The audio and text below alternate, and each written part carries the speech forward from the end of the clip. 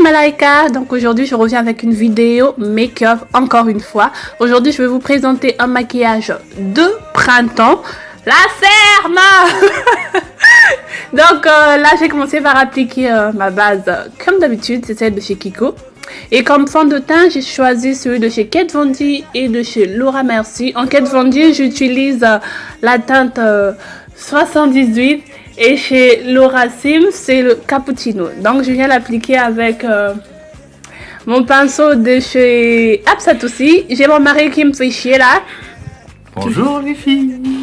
Voilà, bon là je reviens, j'ai tracé mes sourcils hors caméra. Ensuite je viens placer mon anti-cerne de chez Kat Von D qui me sert comme base à paupières. Donc je la place sur ma paupière mobile, voilà. Ensuite je viens estomper le tout. Dans cette vidéo je vais essentiellement utiliser cette palette qui est une palette de chez Makeup Revolution. C'est la palette Neck Chocolate. C'est un dupe, je vous ai déjà montré cette palette, je crois que lors de ma dernière vidéo. Donc voilà, je vais utiliser ce fard en premier comme fard de transition. C'est le fard Chalk Fest. Donc je vais venir l'appliquer comme fard de transition.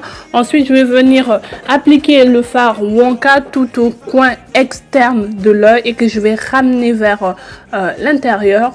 Comme ça va me faire un style de smoky mais très léger. Comme c'est un maquillage de printemps, je veux pas des fards trop sombres, je veux vraiment quelque chose de léger.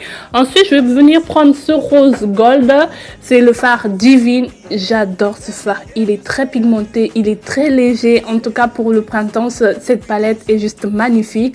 Elle a des couleurs vraiment très belles. Avec cette seule palette, on peut se faire plusieurs styles. En tout cas, je l'adore. Donc voilà, j'ai appliqué ce fard Divine qui est un rose gold sur ma paupière mobile. Je vais venir bien appliquer, essayer vraiment de rester sur la paupière mobile.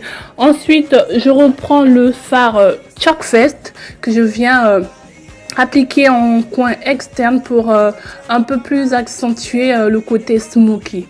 Ensuite je viens prendre le fard Smoothie pour apporter un peu plus de lumière au niveau de mes yeux. Pour tracer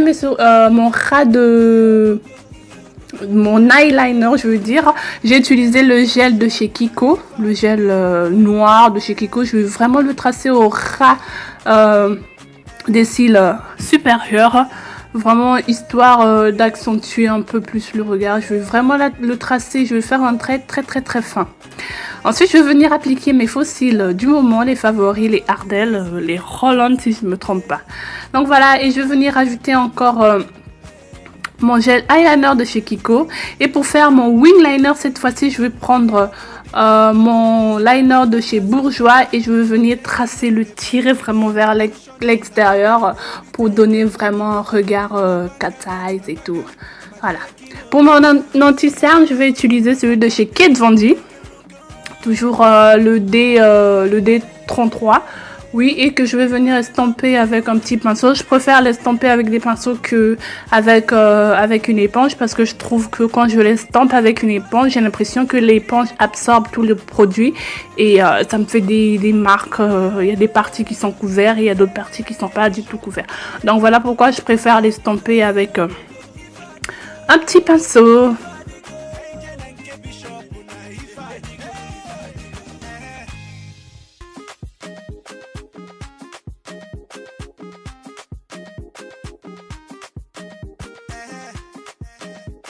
Ensuite, je vais venir l'appliquer aussi sur mon front pour apporter un peu plus de lumière, l'arrêt du nez, au niveau de l'arc de Cupidon aussi. Donc voilà.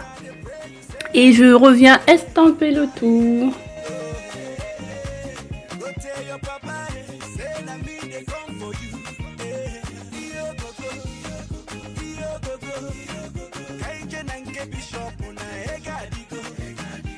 Ensuite, je reprends mon pinceau.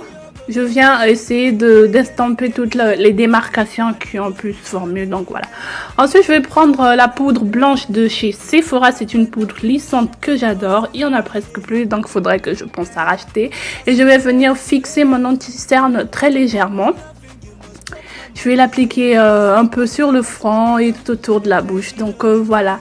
Ensuite, je reprends le fard Shock Fest que je viens de tracer, essayer de flouter au bas, au ras de mes cils inférieurs, faire un léger smoky.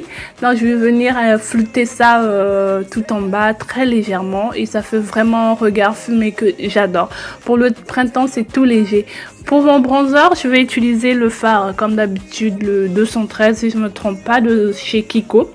Je vais venir faire un contouring, je vais venir au niveau de mes joues, de mes tempes et un peu au niveau de ma mâchoire.